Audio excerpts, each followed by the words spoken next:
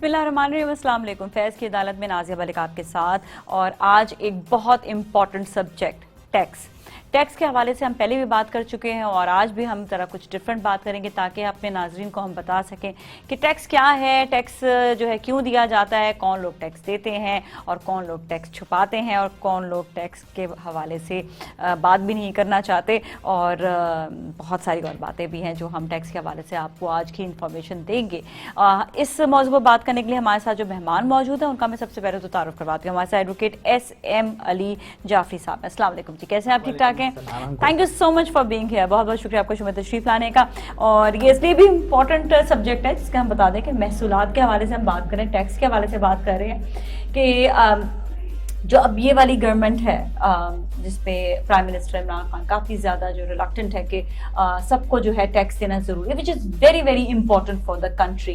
किसी भी घर को चलाने के लिए जाहिर बात है घर वाले थोड़ा पैसा देंगे तो घर चलेगा ना। कब तक कर्जों में आखिर हम लोग डूबे रहेंगे, कब तक कर्जे हम जो है वो लोगों से लेते रहेंगे और शर्मिंदा होते रहेंगे। तो अब हमें खुद अपने पाँव पर खड़े होना है और अपने मुल्क को, अपने घर को चलाना है। तो ये तो हो गया इम्पोर्टेंट बात टैक्स के हवाले से। अब ये बताइएगा कि आगे टैक्स की शराइत क्या क्या होती हैं जो हम टैक्स के हवाले से हम कह रहे होते हैं, टैक्स की शराइत क्या है? बहुत शुक्रिया नाजिया इस शो में इनवाइट करने के लिए। टैक्सेशन या महसूलात, सबसे पहले तो हमें ये जानना ज़रूरी है कि हम क्यों दें टैक्स। आपने जो पर्टिनेंटली मेंशन किया, देखिए टैक्स को अगर कोई शख्स, कोई रियासत चाहती है कि वो टैक्स ले, इससे उसकी लेजिटिमेसी साबित होती है। क्योंकि आपको पता है कि कानूनी और आईनी तरीक़ेकार के अलावा अगर किसी शख्स से कोई भी चीज़ पैसा लिया जाए तो वो एक्सटॉर्शन कहलाती है, भत्ताखोरी जिसे कहते हैं। हाँ। जब कानून या जब रियासत आपसे वो वसूल कर रही है तो वो बिल्कुल उसका जायज़ हक़ है, जैसे आपने मेंशन किया कि वो रियासत के मामलात को, हुकूमत को चलाएंगे और वो अवामी और फलाही कामों के लिए उसे खर्च करेंगे। ये एक रियासत की जिम्मेदारी है। सही। तो उसका जो पहला तरीक़ाकार है वो यही है कि आप टैक्स दीजिए। तो हमने एक मशहूर बात सुनी है ना कि आपने सुई खरीदी है या सोना चांदी, आपको उसका टैक्स देना है। अब टैक्स देने के लिए दो तरीके के लोग हैं, या वो लोग तनख्वाहदार तबका है या वो लोग बिजनेस करते हैं, अभी व्यापारी जिन्हें कह रहे हैं। और कानून की ज़बान में वो या सैलरीड पर्सन होते हैं या वो एसोसिएशन ऑफ पर्सन होते हैं, यानी एओपी, जिसमें कोई सी भी अंडरटेकिंग आ जाती है, यानी कोई सा भी ऐसा इदारा जो शख्स हो, अशखास हों या कोई पार्टनरशिप हो या कोई कंपनी हो। हम इस पर कॉर्पोरेट लॉ डिस्कस नहीं कर रहे, लेकिन ये दो तरीक़ेकार बताते हैं कानून में। इन दोनों तरीक़ेकार में क्या अलग अलग टैक्स लिए जाते हैं या एक ही तरह का टैक्स होता है, मतलब एक ही अमाउंट होती है? नहीं, कंपनीज, आप देखिए कंपनीज जो इनकॉर्पोरेशन होती हैं, जिसे कॉर्पोरेशन कहते हैं, वो ज़्यादा टैक्स देती हैं। और वो ज़्यादा टैक्स इस वजह से देती हैं क्योंकि उनको बहुत सारे रिलीफ भी आप देख लीजिए कि कानून देता है। जैसे आपने सुना होगा कि बहुत सारे सेक्टर्स को जो है वो बिजली में इतने फीसद की छूट मिल जाती है, रेगुलर कस्टमर्स को नहीं मिलती। आपको इंपोर्ट ड्यूटीज़, एक्सपोर्ट ड्यूटीज़, इन पे उनको रियायत मिल जाती है। तो जब भी रियासत के कारोबार को आगे बढ़ाने के लिए कारोबार किया जाता है, तिजारत की जाती है, बिजनेस की जाती है, वो कॉरपोरेशंस करती हैं। तो कॉरपोरेशंस को लीगलाइज होने के लिए और अपने कारोबार को चलाने के लिए एक खास अमाउंट देना पड़ता है टैक्सेशन का, जो कि किसी भी सूरत में पाकिस्तान में उसकी शरह बहुत हाई है। It actually spans minimum, depend करता है, बिजनेस पर भी डिपेंड करता है, और it actually spans from 25% to 35%। Okay. और पाकिस्तान में इसकी शरह बहुत ज्यादा है। अच्छा। अभी देखिए कोविड का सीन था। हाँ। और अभी भी चल रहा है, पैंडेमिक पूरी दुनिया में है और पिछले साल से एक वबा है। तो बहुत सारे ममालिक ने ये किया कि जो उनकी शरह थी महसूल की, उसे कम किया। लेकिन अनफॉर्चुनेटली पाकिस्तान में बहुत अरसा लगता है लेजिस्लेशन करने में। उसको बिल पास होगा, उसको पढ़ा जाएगा और उस पर बहस होगी, वो कब पास होगा और उसका कब रिजल्ट आएगा। इससे तिजारत को बिल्कुल डायरेक्ट नुकसान पहुंचता है, क्योंकि हमें एक बात पता है, कोई एक शख्स पे जो है वो बनाने वाला नहीं होता कानून, बहुत सारे लोग मिलकर जो है फिर वो जब तक हामी ना हो जब तक नहीं होता। अच्छा, ये बताइएगा कि स्मॉल स्केल बिजनेस जो लोग कर रहे होते हैं, घरेलू दस्तकारी कर रहे होते हैं, क्या उनको भी टैक्स यानी कि टैक्स उनको भी देना पड़ता है? जी बिल्कुल देना पड़ेगा। अब हमें ये डिटरमिन करना है कि यही जो स्मॉल स्केल है, हुकूमत उसे टैक्स नेट लाने के लिए क्या कर रही है। प्राइम मिनिस्टर इमरान खान ने एक अच्छा इनिशिएटिव लिया है। वो चाहते हैं कि लोगों को ज़्यादा से ज़्यादा टैक्स नेट में लाया जाए। इससे एक बात ज़बरदस्त होती है, जब आप लोगों को देखिए, अभी सेंसस हुआ था कराची का और उस पर सबसे बड़ा सवाल उठाया गया कि आपने जब लोगों को कम गिना है किसी भी वजह से, तो आप उनको वैसे हुकूक नहीं दे पाएंगे जैसे आप उन्हें देंगे। अगर आपने कम लोग गिने तो आप, जाहिर सी बात है कि उनको कम रिसोर्सेज मिलेंगे। ऐसे ही जब लोगों को गिन लिया जाता है, उसका एक फ़ायदा तो ये है कि आप उनसे टैक्स भी ले सकते हैं। तो जब चीज़ों को सही रेशो में रखा जाता है, उनको प्रोपोर्शनेट किया जाता है, तो वैसे ही उसके फ़वाइद और समरात नज़र आते हैं। तो लोगों को टैक्स नेट में शामिल करना एक अच्छे इनिशिएटिव है। पाकिस्तान में बहुत कम लोग हैं जो टैक्स देते हैं। ठीक है, और सैलरीड लोगों के लिए कितना टैक्स है तकरीबन? जी, 6 लाख रुपए तक की आपकी तनख्वाह है तो आपको 6 लाख रुपए से तनख्वाह में टैक्स शुरू होता है। उससे कम है आपकी तनख्वाह। ठीक है जी, और एक सैलरीड पर्सन जो है वो समवेयर बिटवीन 5% टू 30 to 35% अपनी तनख्वाह पर टैक्स देता है। और आपको पता है वो आउटसोर्स कट जाता है। एक सवाल लोग बहुत ज़्यादा करते हैं कि मेरा तो टैक्स कट गया है, अब मैं क्यों फाइलर बनूं। तो उसमें अर्ज ये है कि आप कहीं काम करते हैं तो आप किसी इदारे में मुलाजिम हैं, और कोई इदारा, वही जैसे मैंने अर्ज किया था, या वो कोई एसोसिएशन ऑफ पर्सन है या वो इनकॉर्पोरेशन है। और इनकॉर्पोरेशंस के लिए जो रूल है वो ये है कि वो डबल टैक्स देते हैं। ठीक है, तो यही बात है, जब आप बतौर मुलाजिम तनख्वाह पा रहे हैं तो इदारा आपको तनख्वाह देते वक्त उसका टैक्स काटेगा। ठीक है, अब जब बतौर शहरी आप उस पैसे को इस्तेमाल कर रहे हैं तो आप उस पर अलग टैक्स देंगे। तो लोग समझते हैं कि वही एटसोर्स अगर कट गया तो हम फिर आगे टैक्स क्यों दें, हमारा तो कट चुका है। ये थोड़ी सी कंफ्यूजन है जिस पे लोगों को आप कह लीजिए जानते नहीं है इस बारे में, तो जरूर पैनिक हम थोड़ा सा इस वाले से बात करेंगे, लेकिन जाएंगे ब्रेक की जाने पर। ब्रेक के बाद वापस मिलेंगे, बात हो रही है महसूलात पर, आप हमारे साथ ही रहें।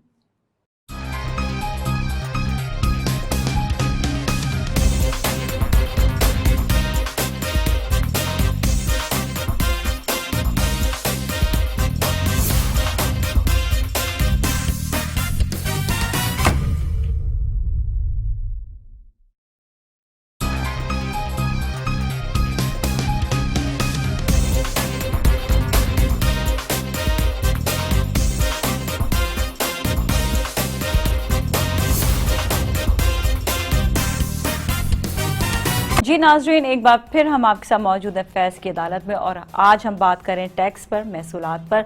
बहुत ही इंपॉर्टेंट सब्जेक्ट है। हमारे साथ जो मेहमान है, एक बार फिर मैं उनका तारुफ करवा देता हूँ। हमारे साथ एडवोकेट SM अली जाफरी साहब हैं। अच्छा, अभी हम जो बात करने वाले हैं वो और भी ज़्यादा इम्पॉर्टेंट बात है, वो ये है कि टैक्स क्यों छुपाया जाता है और ये किफ़ायत शुमारी क्या चीज़ है? अच्छा, टैक्स को छुपाना ये एक टॉपिक है। इवेजन और टैक्स को आप अवॉइड करना। अगर आप किफ़ायत शुमारी अपनाते हैं, यानी जितनी चादर है उतना पाँव फैलाएं। पाकिस्तान इस बात में बहुत शिकवा करता है कि देखें हम एक गरीब मुल्क हैं, और फिर हम देखते हैं कि एक्सपेंडिचर्स जो हमारे वज़रा का है, उनका जो लाइफ स्टाइल है वो मैच नहीं करता एक गरीब मुल्क के हुकूमत का। तो इस पर लोग तनकीद करते हैं, और ये हमें उसी सवाल पर लेके आती है कि अब किफ़ायत शुमारी कैसे की जाए। तो सीधा साधा हल है, जितना आपको ख़र्चा मिल रहा है उसी को देखते हुए आप अपना लाइफस्टाइल मेंटेन करें। अगर आप उससे ज़्यादा जाते हैं तो फिर वो क्वेश्चनेबल बात है। और ये तो बात है कि टैक्स वाले अथॉरिटीज़ आपके पास आएंगी, आपके पास नैब भी आ सकता है। आमदन से ज़्यादा असासे बनाने पर नैब के पास ये इख्तियार है कि वो आपके पास आए और पूछगछ करे कि आपके पास इतना सारा जो प्रॉपर्टी आपकी है, मनकूला या गैर मनकूला जायदाद, इमूवेबल मूवेबल प्रॉपर्टी, वो बना लिया आपने और आपके मीन्स नहीं है इतने, तो कैसे आए, ये उस हुकूमत आपसे सवाल कर सकती है। और टैक्स इवेजन एक ऑफेंस है जिसकी सज़ा भी है और जिस पे बहुत भारी जुर्माना भी लगता है। अच्छा, ये बताइएगा कि आपने बताया ना कि कोई ऐसी जायदाद खरीदेंगे या बेचेंगे तो उस पर भी टैक्स है, तो क्या ये बेवाओं पर भी ये वाली चीज़ आती है कि अगर वो कोई जायदाद खरीद रही हैं या बेच रही हैं तो उनके ऊपर भी उतना ही टैक्स है जितना एक दूसरे शहरी पर है? जी, कुछ किस्म के फ्लैट्स हैं, उनका साइज़ होता है। अगर आप छोटे साइज़ का फ्लैट ले रहे हैं तो उस पर टैक्स नहीं होता, और ये आपको जो टैक्स अदा करना है। और अगर जैसे 250 गज का घर है, आपका प्लॉट है, उस पर आपको टैक्स देना है। इसीलिए आपने देखा होगा कि कुछ सोसाइटीज़ जो है वो 240 गज का घर बेचती हैं। यही है कि जब 250 पे आ जाएंगे तो उनको उतना ही जी फाइलर बनना पड़ेगा। या आपकी गाड़ी 1000 सीसी या इससे ऊपर की है तो आपको फाइलर बनना पड़ेगा। इसका मतलब ये है कि आप जो है वो 1000 सीसी से कम गाड़ी रखे हुए हैं तो आप नहीं होंगे। ऐसे ही आप किसी प्रोफेशनल बॉडी के रुकन हैं तो आपको फाइलर बनना है। आप ये नहीं कह सकते कि भाई मेरी तो इतनी इनकम ही नहीं होती, जैसे मैंने अर्ज किया था कि 6 लाख रुपए भी नहीं बना कमाता मैं साल के। ये एक्सक्यूज़ नहीं है, कानून ने बहुत सारे इसके पैरामीटर्स मुतय्यन किए हुए, इनमें से किसी एक में भी अगर आप फॉल करते हैं, आप बेवा हैं, यतीम हैं, कानून देखेगा कि 250 गज का फिर प्लॉट आपके पास क्या कर रहा है, 1000 गज की 1000 सीसी की गाड़ी क्या कर रही है आपके पास, या आप प्रोफेशनल बॉडी के रुकन हैं, आप डॉक्टर हैं, आप लॉयर हैं, फॉर सपोज आप चार्टर्ड अकाउंटेंट हैं, तो आपको फाइलर होना ज़रूरी है। अनफॉर्चुनेट बात है कि लोग, मतलब कानून ये कह रहा है और ज़मीनी हक़ाइक़ कुछ और कहते हैं कि लोग प्रोफेशनल बॉडी के रुकन होने के बावजूद, ये चीज़ें पोजेशन में रखने के बावजूद फाइलर नहीं होते, लेकिन उन्हें फाइलर होना चाहिए। अच्छा, एक सवाल और, जैसे आपने बताया गाड़ी के हवाले से, क्या गाड़ी के हवाले से टैक्स जो है, जो दिया जाता है, वो रिटर्नेबल होता है, या वो टैक्स जो है वो मतलब किस तरह से उसका पे करना कितना ज़रूरी होता है? और क्योंकि उसके बगैर गाड़ी तो बिकती नहीं है, तो वो क्या रिटर्नेबल होता है वो टैक्स, या जस्ट? अच्छा, गाड़ी पर जो टैक्स लिया जाता है वो तो एक्साइज एंड टैक्सेशन का काम है कि गाड़ी पर उसकी हर साल का टैक्स, ये सवाल ये तो अलग रेजीम में आ जाता है। लेकिन इस पर भी हुकूमत ने लगा दिए थे ना, वही जैसे मैंने अर्ज किया था कि भाई आपके पास गाड़ी है, आप अच्छा खासा कमा रहे हैं, ये चीज़ें बेच रहे हैं, आपको महसूल आ रहा है आपके पास जो है वो तरसीलात ज़र हो रहा है, तो आप हुकूमत को क्यों रिलक्टेंट हैं चीज़ें देने में, अपनी जो है वो कम से कम रिटर्न फाइल करने में? तो इस पर हुकूमत जब देखती है कि मैं कोई घर बेच रहा हूँ, मैं कोई गाड़ी बेच रहा हूँ, तो फी ज़माना गाड़ी कम से कम लाखों की है। एक गाड़ी अगर हम पुरानी गाड़ी भी लेते हैं वो कम से कम 8 से 10 लाख रुपए की है। 8 से 10 लाख रुपए की गाड़ी अगर कोई शख्स बेच रहा है, क्या वो ये दावा कर सकता है कि वो तो भाई टैक्स देने वाला ही नहीं है, उसको तो बल्कि जो है वो ऐसा कि इमदाद होनी चाहिए, ऐसा कोई दावा नहीं करता। तो उन लोगों को मॉनिटर करने के लिए अच्छा इनिशिएटिव है। ऑलराइट। अच्छा, मज़ीद आप ये बताइएगा कि जो आपने बताया कि जो लोग टैक्स जो है वो छुपाते भी हैं, कई ऐसे लोग हैं और वो पे नहीं करना चाहते, वो कहते हैं कि हम क्यों पे करें, और कई दफ़ा ऐसा होता है कि वो पहले तो हर तरह से कोशिश कर लेते थे, बॉन्ड रख लेते थे, कोई गोल्ड रख लेता था, कोई किसी तरीके से छुपा रहा होता था, कोई किसी तरीके से छुपा रहा होता था। अब काफ़ी रिस्ट्रिक्शंस आ गई, हम ये देख रहे हैं इस मामलात में कि हर जगह पर ये भी पूछा जा रहा होता है कि आप बताएं कि आप जॉब कहाँ पर करते हैं, आपका काम कहाँ पर है, आप किस तरह से आप पैसा जो है कमा रहे हैं। तो इस चीज़ से कितना फ़ायदा हुआ है इस दफ़ा, और जो लोग इस मुश्किल में अब आ चुके हैं वो उस मुश्किल से कैसे निकल सकते हैं? हुकूमत के पास तो आपको पता है कि हर चीज़ का हल मौजूद होता है। वो आपके CNIC से आपकी हर चीज़ को लिंक की हुई है। आपका अगर ट्रैवल रिकॉर्ड है, कोई इंटरनेशनल ट्रैवल्स आपने किए, उससे निकाल सकते हैं वो, और कोई क्रिमिनल रिकॉर्ड है वो आपके CNIC से आ जाता है। फैमिली, जो आपका फैमिली ट्री है वो तो आपको पता है, फैमिली रजिस्ट्रेशन है, आपके नाम पे कितनी समय है, ये सारी बातें आपको लिंक करती हैं आपके टैक्सेशन से भी। आपका NTN क्या है, इसमें आपका CNIC भी शामिल है, और जो आपने उसमें तफसीलात जमा कराई हैं वो सारी चीज़ें डिटरमिन करती हैं कि आपने कितनी चीज़ सच कही है, क्या चीज़ आ रही है या नहीं आ रही है। तो इदारा आपको मॉनिटर करता है और इदारा जो है वो इस चीज़ से पता लगा लेता है कि आपने क्या चीज़ सच्ची कही है और क्या चीज़ नहीं कही। और फॉर सपोज अगर आप जो है वो कोई चीज़ कंप्लाइंस में देरी करते हैं और कंप्लाइंस नहीं करते जैसे करनी चाहिए, तो इदारा हक रखता है कि वो आपको ऑडिट के लिए बुला ले। और अगर ना जाए ऑडिट के लिए तो बहुत लोग ये भी यहीं से मुश्किल शुरू होती है। आप जब अपने असासे छुपाते हैं, इदारा आपको देखें, एक उसूल है कानून का, वो कहता है audi alteram partem, that nobody should be condemned unheard. किसी शख्स की भी बात सुने बगैर उसको सज़ा देना जो है वो नेचुरल जस्टिस के उसूलों के खिलाफ है। एक और सवाल है कि एक दफ़ा किसी ने टैक्स पे कर दिया, लेकिन गलती से उसको दोबारा से एक लेटर आ गया और वो कहे कि आपने टैक्स नहीं पे किया, उसके ऊपर क्या करे फिर, और उसको पेनल्टी भी लगा दी जाए? ज़बरदस्त। उसको जो है वो ITO याद होना चाहिए और ITR याद होने चाहिए, यानी इनकम टैक्स ऑर्डिनेंस 2001 और इनकम टैक्स रूल्स। अच्छा। या वो कोई अपना लीगल रिप्रेजेंटेटिव जो है जो उसको जाके डिफेंड कर सके, वो पेश करना चाहिए ताकि वो सारे सबूत रख दें। क्योंकि देखिए, गलती हो सकती है इदारे से, लेकिन आपको फिर भी वो वक्त देंगे कि आप जाके उसका दिफा करें। ये नहीं है कि आपको बस जैसे लेटर भेजा, इसका मतलब ये है कि आप मुलजिम तो नहीं है। बहुत ज़्यादा जाते हैं बार-बार। जी, रिकॉर्ड में आग लग जाती है, पेपर खो जाते हैं।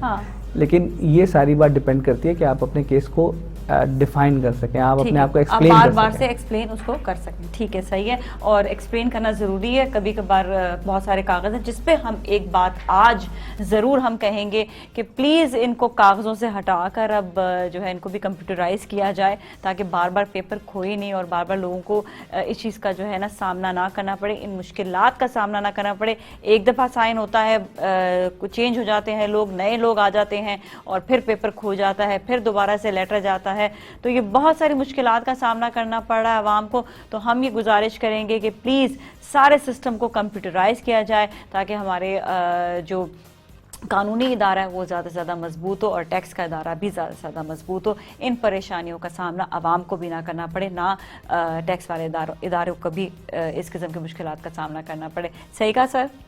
ठीक है, अब बस टाइम ख़त्म हो गया। हम ऐसा करेंगे, अब हम टैक्स पर ही एक और शो ज़रूर करेंगे जिस पे हम मज़ीद जो है डिटेल्स अपने नाज़रीन को बताएंगे। Thank you so much for watching. आप लोग हमारा शो ज़रूर शेयर कीजिएगा, ताकि ज़्यादा से ज़्यादा शेयर करने से आपको ये फ़ायदा होगा कि आपको बहुत ज़्यादा नॉलेज होगी और आप दूसरों तक ये नॉलेज पहुँचाएँगे। Thank you so much for watching us.